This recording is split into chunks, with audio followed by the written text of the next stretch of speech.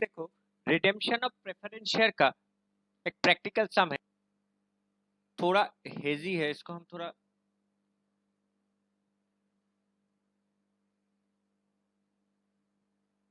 बड़ा कर दे तो देखने में आसान होगा। तो ये एक देखो बैलेंस शीट है, रिवाइज शेड्यूल 6 में एक बैलेंस शीट है, उसका नोट भी है, कितना मेरा प्रेफरेंस शेयर्स था, कितना मेरा इक्विटी शेयर्स था, रिजर्व एंड सरप्लस में क्या क्या है, ये एक बैलेंस शीट दे दिया और कुछ स्पेशल इंफॉर्मेशन दी है। ये सीयू बीकॉम 2007 में भी आया था। तो देखो इसमें the company is decided to redeem the preference share for the following terms. 10% preference share क्यों बोला, क्योंकि ये 10% है। देखो 10% प्रेफरेंस शेयर है 10,000, ठीक है। तो नंबर 1 में क्या बोला, preference share are to be redeem at a premium of 10%, मतलब प्रेफरेंस शेयर को 10% प्रीमियम में हम लोग को वापस करना है। तो जब लेने का टाइम तो हम लोग 100 रुपया लिए थे, लेकिन जब पेमेंट करेंगे तो उसके लिए 10% और एक्स्ट्रा देंगे। तो चलो पहले हम लोग क्या करेंगे, ड्यू एंट्री पास कर देंगे। पहले हम लोग ड्यू एंट्री पास कर देंगे। तो देखो हमने इस फॉर्मेट को इसके बना लिया है, ठीक है। तो रिडीमेबल प्रेफरेंस शेयर यहाँ पर इसका ये होगा 10%, ये 10% उसका डिविडेंड होता है। 10% रिडीमेबल प्रेफरेंस शेयर मेरा कितना था, तो देखो स्टूडेंट क्वेश्चन में अगर हम लोग आते तो देखो यहाँ पर 10,000 था, 1 लाख का, तो यहाँ 1 लाख लिखते हैं। प्रीमियम कितना परसेंट है, 10%, तो 1 लाख का 10% कितना होता है, 10,000। तो कुल मिला के प्रेफरेंस शेयर होल्डर लोग को एक्चुअली हम लोग को देना है 1,10,000। 1 लाख तो वापस करना ही है, उसके साथ 10,000 प्रीमियम को हमको वापस करना है। अब उसके बाद तुरंत हम लोग क्या करेंगे, ये जो 10,000 जो प्रीमियम है इसको सॉर्ट आउट करेंगे। तो इसका जर्नल एंट्रीज क्या था, नहीं ये प्रीमियम को कैसे हम लोग फंडिंग करेंगे। तो इस प्रीमियम को नॉर्मली क्या रूल था, तो स्टूडेंट यहाँ पर देखो हमने एक रूल था, ये वाला पॉइंट पढ़ो, premium on redemption of preference share must be paid out of securities premium or capital reserve or any free reserve। कुछ भी हो सकता है, फ्री रिजर्व है, जनरल रिजर्व है, ठीक है, प्रॉफिट एंड लॉस अकाउंट से भी पेमेंट हो सकता है। तो देखो पहला पहला जो है वो सिक्योरिटीज प्रीमियम, पहले सिक्योरिटीज प्रीमियम से ही देखते हैं, ठीक है। तो पहला जो मेरा प्रायोरिटी है वो सिक्योरिटीज प्रीमियम है। तो देखो यहाँ पर सिक्योरिटीज प्रीमियम मेरा बहुत ही ज्यादा था, 80,000 मेरा सिक्योरिटीज प्रीमियम है। तो 80,000 है, उनमें से हम 10,000 ले ही सकते। मेरा फ्री रिजर्व चाहे जनरल रिजर्व उसको कोई जरूरत ही नहीं है, तो प्रीमियम का कम हो गया। तो प्रीमियम को 10,000 जो प्रीमियम है वो प्रीमियम से हम लोग एडजस्ट कर देंगे। तो देखो यहाँ पर प्रीमियम और रिडेम्पशन ये डेबिट है और ये क्रेडिट है, मतलब ऑटोमेटिक एडजस्ट हो गया बाय सिक्योरिटीज प्रीमियम, ठीक है। तो पहले प्रीमियम को क्या करेंगे, either securities premium either general reserve और एनी फ्री रिजर्व से एडजस्ट करेंगे। इसके बाद इस समय थोड़ा एक ट्विस्ट है। अब देखो इसमें बोला है to meet a cash requirement of redemption the company sold a portion of the investment. तो मेरा पास कुछ पैसा नहीं था फंडिंग करने के लिए, हम लोग क्या किया, इन्वेस्टमेंट को बेच डाला। और ऐसा करके बेच डालेंगे कि कैश में मेरा 30,000 रहेगा ही, 30,000 रहेगा। तो पहले स्टूडेंट देख लेते हैं कि हम लोग का कैश इन हैंड कितना था। कैश इन हैंड था 68,000, दिमाग में रखो 68,000 मेरा कैश इन हैंड था। अब आओ, अब वर्किंग्स में आओ, तो कंपनी को कितना पैसा पेमेंट करना पड़ेगा, तो कंपनी को टोटल 1,10,000 शेयर होल्डर को पेमेंट करना पड़ेगा। तो इसके लिए 1,10,000 हमको चाहिए, क्योंकि 1,00,000 कैपिटल है, 10,000 प्रीमियम मिला के 1,10,000। तो इसका अगर हम लोग आते, हम लोग अगर लिखेंगे कैश रिक्वायर्ड, तो हम लोग का कितना है, कैश रिक्वायर्ड, कैश रिक्वायर्ड हम लोग का था 1,10,000, ठीक है स्टूडेंट। अब इनमें से हम लोग का कैश कितना अवेलेबल है, कैश अवेलेबल, देखो टोटल कैश मेरा था 68,000, लेकिन क्वेश्चन में क्या बोला, कैश में हमको 30,000 रखना ही है, कैश में हमको 30,000 रहना ही है। तो हम लोग कितना कैश से उठा सकते हैं, 38,000। तो इसको माइनस कर दे रहा है, तो कितना बच रहा है, मेरा शॉर्टफॉल कितना हो रहा है, ये मेरा शॉर्टफॉल हो रहा है 72,000। This is my shortfall. तो 72,000 तो मेरा पास पैसा नहीं है, क्योंकि 1,10,000 जो है वो हमको पैसा पेमेंट करना है, कैश रिक्वायर्ड टू पे प्रेफरेंस शेयर होल्डर, ठीक है। तो ये मेरा 72,000 आया। तो ये 72,000 का हम लोग क्या करना पड़ेगा, इन्वेस्टमेंट बेस डालेंगे, क्योंकि यहां पर बोला है देखो to meet the cash requirement, तो कैश रिक्वायरमेंट में मेरा 72,000, the company sold a portion of the investment, पूरा इन्वेस्टमेंट बेचा नहीं, तो हम लोग को 72,000 में इन्वेस्टमेंट को बेच डाला है। तो देखो इसमें हमने इन्वेस्टमेंट का भी सेल का एंट्री कर दिया है, और ये लॉस में होगा, क्यों होगा, क्योंकि इन्वेस्टमेंट आर सोल्ड, नीचे देखो investment are sold at 90% of the cost, तो इन्वेस्टमेंट को हमको 72,000 में बेचना ही है, ठीक है। तो प्रॉफिट एंड लॉस और कितना पोर्शन हम लोग बेचे, तो ये जो 72,000 है ये मेरा 90% है, क्योंकि हमने 90% रियलाइज किया है, तो मेरा लॉस कितना होगा। तो सिंपल बात है कि ये जो 72,000 है ये मेरा 90% है, इंटू 10% मेरा लॉस है।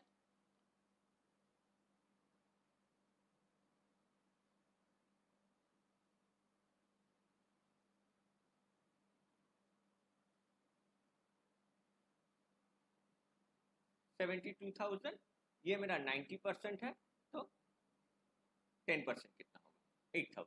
तो टोटल इन्वेस्टमेंट हम लोग कितने का बेचेंगे, 80,000, लेकिन मेरा इन्वेस्टमेंट कुछ ज़्यादा ही था।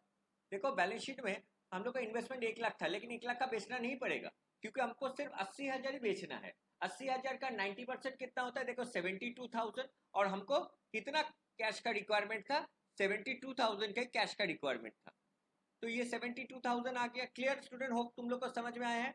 इसमें एक ट्विस्ट है। अब देखो, अब हम लोग को 1 लाख का भी जरूरत है, क्योंकि 1 लाख जो है हम लोग यहाँ पर कोई फ्रेश इशू नहीं किए हैं, तो कोई फ्रेश इशू नहीं किए, तो 1 लाख का भी हमको फंड का जुगाड़ करना है। तो इसका क्या रूल था, तो पहले रूल में थोड़ा आ जाते हैं हम लोग। देखो इसमें कैपिटल रिडेम्पशन रिजर्व क्या बोले थे हमने, face value of the redemption, तो फेस वैल्यू क्या था, फेस वैल्यू 1 लाख था, लेस फ्रेश इशू, लेकिन इस समय कोई फ्रेश इशू नहीं है, कोई भी फ्रेश इशू नहीं है, ठीक है। तो ये जो है 1 लाख, इसको ही हमको कैपिटल रिडेम्पशन रिजर्व में ट्रांसफर करना है। अब 1 लाख का पैसा कहां से आएगा, तो नॉर्मली देखो ये डिविजिबल प्रॉफिट है, यहीं से आएगा, ये जो ग्रीन वाला जो है फ्री रिजर्व वहां से आएगा, profit and loss, general reserve, reserve fund. अब क्वेश्चन में आते हैं कि इसमें देखते हैं कि क्या क्या फ्री रिजर्व है। तो देखो फ्री रिजर्व बहुत ही है, जनरल रिजर्व है, सरप्लस है, बहुत कुछ है। तो हमको चाहिए तो सिर्फ 1 lakh. Profit and loss account में कितना है, सरप्लस में 20,000, सरप्लस ले लेते हैं 20,000, और मेरा बाकी कितना है 80,000, क्योंकि हमको 1 लाख का CRR में ट्रांसफर करना है। 1 लाख में से हम 20,000 सरप्लस से लिए। प्रॉफिट एंड लॉस अकाउंट का भी नया नाम है profit and loss surplus account, क्योंकि अभी नया नाम हो गया सरप्लस, सरप्लस का मतलब ही PL। तो फ्री रिजर्व में हम लोग क्या कौन सा लिए, फ्री रिजर्व नहीं लिखेंगे, फ्री रिजर्व तो बहुत कुछ होता है, जनरल रिजर्व टू CRR। और लास्ट एंड फाइनल जानना है कि शेयर होल्डर लोग को हम लोग को कितना पेमेंट करना पड़ेगा, तो देखो 1,10,000, क्योंकि देखो शेयर होल्डर क्रेडिट कितना किए थे 1,10,000, उसी को ही डेबिट करेंगे 1,10,000, ठीक है स्टूडेंट। तो अब तुम लोग को समझ में आया जर्नल एंट्रीज कि ये जर्नल एंट्रीज कैसे होगा। इसके बाद इसका बैलेंस शीट भी बनाना है हमको, ठीक है, क्योंकि बड़ा सम अगर देगा तो हमको रिडेम्पशन ऑफ प्रेफरेंस शेयर के बाद बैलेंस शीट भी बनाना है। अच्छा ठीक है, एक पार्ट छूट गया मेरा, देखो 4 पॉइंट छूट गया है। After redemption of the company issue the bonus share, चलो बोनस शेयर का भी यहाँ पर आ गया, in the ratio of 1 share for every equity share held, 1 share for every मतलब एक के लिए एक।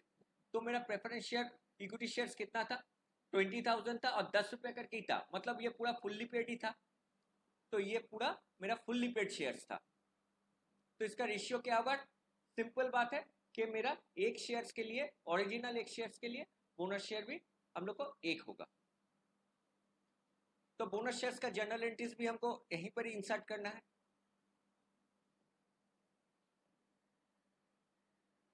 सिर्फ 2 ही जर्नल एंट्रीज होगा, क्योंकि ये फुल्ली पेड बोनस शेयर्स है। थोड़ा बोनस शेयर्स का सीट में जाके हम क्या करते हैं,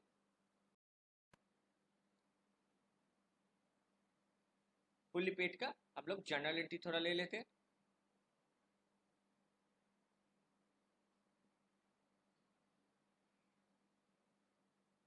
और यहाँ पर डाल देते,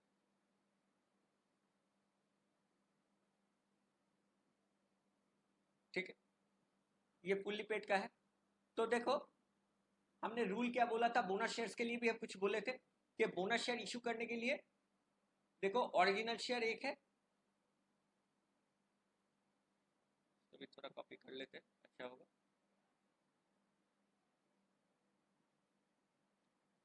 देखो ओरिजिनल शेयर मेरा एक है और बोनस शेयर भी मेरा अभी एक है। तो मेरा पास ओरिजिनल इक्विटी शेयर्स कितना था, तो इक्विटी शेयर्स था मेरा 20,000। देखो 20,000 था, तो 20,000 के लिए कितना होगा, 20,000 ही हमको बोनस शेयर छोड़ना है। अब 20,000 बोनस शेयर छोड़ना है, कितना करके होगा, तो देखो ये फुल्ली पेड ही है और ये 10 रुपया करके है, तो हमको फंड का कितना जुगाड़ करना पड़ेगा, 20,000 इंटू 10। टोटल बोनस शेयर्स के लिए हमको फंड रिक्वायरमेंट है 2 लाख। टोटल हमको 2 लाख का फंड रिक्वायरमेंट है। तो 2 लाख कहां से लेंगे, तो बोनस शेयर्स का क्या रूल था, पहले सीआरआर को, फुल्ली पेड के लिए पहले सीआरआर को यूज करना है, ठीक है। तो देखो यहाँ पर लिखा है कैपिटल रिडेम्पशन रिजर्व, और सीआरआर क्या है, देखो रिडेम्पशन ऑफ प्रेफरेंस शेयर में हम लोग सीआरआर क्रिएट किए थे, कितना 1 लाख, तो यही 1 लाख हम लोग यहाँ से डाल देंगे, 1 लाख। अभी भी बचा हुआ है 1 लाख, ठीक है। तो अब देखते हैं और कुछ बचा कुचा के है कि नहीं। अब इसके देखो अभी भी हम लोग को लगेगा बोनस शेयर्स के लिए 2 लाख रुपया। देखो हम लोग सरप्लस जो है 20,000 टोटली यूज कर लिए थे। अच्छा स्टूडेंट, एक गलती हो गया मेरे से, जो कि ये जो इन्वेस्टमेंट हम लोग सेल किए थे ये लॉस में सेल किए थे, तो मेरा जो ये सरप्लस है ये 20,000 नहीं रहेगा, 20,000 नहीं रहेगा, क्योंकि ये इन्वेस्टमेंट बेच के 8,000 हमने लॉस किया है। तो सरप्लस में कितना बचा हुआ है, 12,000। बाकी जो बचेगा, बाकी कितना है, तो देखो 1 लाख से जो ये बचेगा 88,000 हमको जनरल रिजर्व से लेना है, ठीक है, जस्ट चेंज हो गया थोड़ा, 88,000 जनरल रिजर्व से लेना है, ठीक है। अब बोनस शेयर इशू करने के लिए तो हमको 2 लाख चाहिए।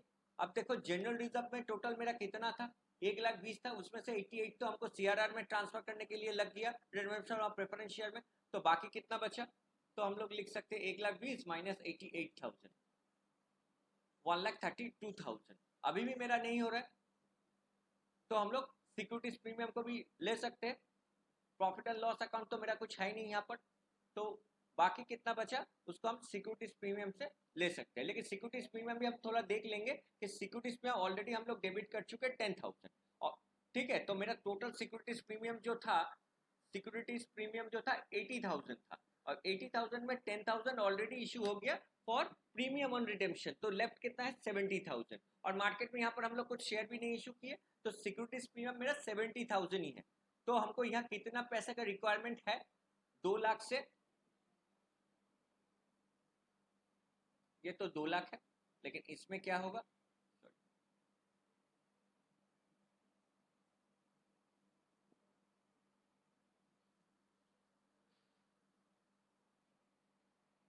थोड़ा जर्नल एंट्रीज भी गलत है, ये शायद कॉपी करने में गलती हो गया।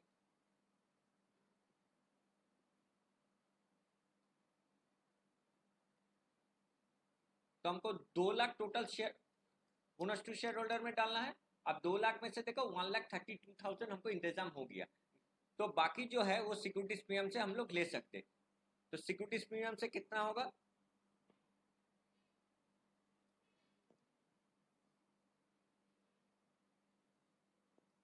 सिक्योरिटीज प्रीमियम कितना डेबिट करेंगे, तो देखो हम लोग को कितने का जरूरत है, 2 लाख, उनमें से हम लोग 1,32,000 का अरेंजमेंट कर दिया, 68,000 बाल बाल बचे हम लोग, क्योंकि सिक्योरिटीज प्रीमियम में था 70,000, तो 70,000 में 62,000, ऐसा कभी भी सम नहीं आएगा कि फंड का नहीं है, फंड नहीं है, ठीक है। तो सिक्योरिटीज प्रीमियम मेरा 70,000 अवेलेबल था, उनमें से हम लोग 68,000 ले लिया, तो सिक्योरिटीज प्रीमियम सिर्फ 2,000 ही लेफ्ट आउट है।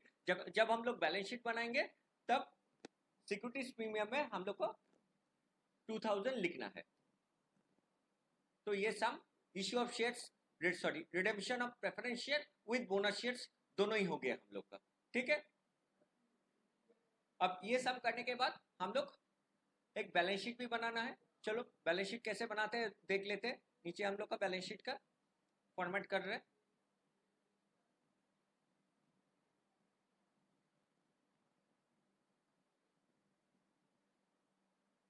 यहाँ तक मेरा हो गया रिडेम्पशन ऑफ प्रेफरेंस शेयर। तो होप स्टूडेंट तुम लोग को ये समझ में आया। अब बैलेंस शीट पार्ट देखो।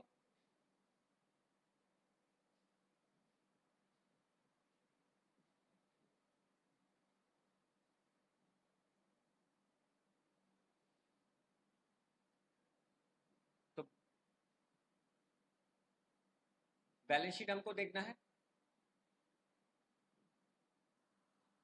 तो स्टूडेंट देखो हम लोग बैलेंस शीट का फॉर्मेट अप करेंगे, ठीक है, क्योंकि मेरा journal entries, issue of bonus shares और रिडेम्पशन ऑफ प्रेफरेंस शेयर हो गया है। अभी हम लोग करेंगे बैलेंस शीट। तो बैलेंस शीट कैसे बनाते हैं, इसलिए बैलेंस शीट का पहले नोट होगा। तो बैलेंस शीट का नोट में पहले क्या है, देखो हम लोग जब बैलेंस शीट बनाते हैं पहले share capital, reserve and surplus, ठीक है, बाकी भी आहिस्ता आहिस्ता होगा। तो चलो, तो देखो मेरा जो इशूड एंड सब्सक्राइब कैपिटल था, ये जो प्रेफरेंस शेयर है ये मेरा नहीं है, ठीक है। तो इसमें तो देखो शेयर कैपिटल मेरा कितना होगा। तो हमने एक नोट बनाया यहाँ पर, देखो प्रेफरेंस शेयर कैपिटल मेरा कुछ नहीं है। प्रेफरेंस शेयर कैपिटल मेरा कुछ नहीं क्योंकि रिडेम्पशन हो गया। और देखो हमने यहाँ पर 40,000 इक्विटी शेयर्स लिखे। 40,000 इक्विटी शेयर्स 10 रुपये करके होने से 4 लाख हो रहा है। अब 40 क्यों लिखे, देखो क्वेश्चन में है 20,000, 20,000 इक्विटी शेयर्स था, वो 40 कैसे हो गए ना, हमने बोनस शेयर इशू किए थे 20,000। तो बोनस शेयर भी शेयर ही होता है, तो इसलिए 20,000 प्लस हम लोग देखो 20,000 2 लाख का और बोनस शेयर इशू किए थे, है ना, हम लोग का 2 लाख का बोनस शेयर इशू किए थे। तो कुल मिला के मेरा 40,000 शेयर्स हो गया।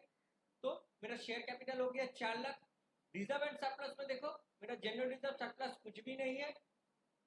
सिक्योरिटीज प्रीमियम मेरा 80,000 था, 80,000 से माइनस करने के बाद 2,000 बच गया। तो देखो ये 2,000 ऑटोमेटिकली यहाँ पर ट्रांसफर होगा, बैलेंस शीट में 2,000 ट्रांसफर हो गया, ठीक है। तो और हम लोग को जस्ट कॉपी करना है, और देखो नॉर्मली कुछ नहीं है। करेंट लायबिलिटीज में मेरा ट्रेड पेबल जो है 10,000, ट्रेड पेबल में हम लोग कर देंगे 10,000, और कुछ नहीं है सब में, ऑलमोस्ट सम हो गया। अब एसेट में आते हैं। फिक्स एसेट देखो मेरा था कितना, फिक्स एसेट्स मेरा था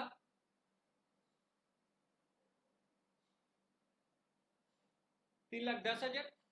फिक्स एसेट में हम लोग डाल देते हैं 3,10,000।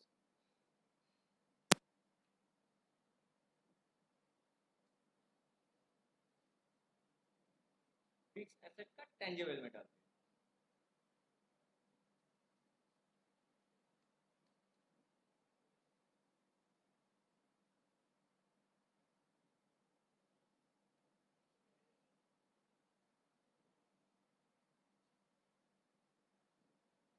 फिक्स एसेट पे 3,10,000 हो गया। इन्वेस्टमेंट देखो 1 लाख था, लेकिन उसमें से 80,000 मेरा सेल हो गया था, है ना।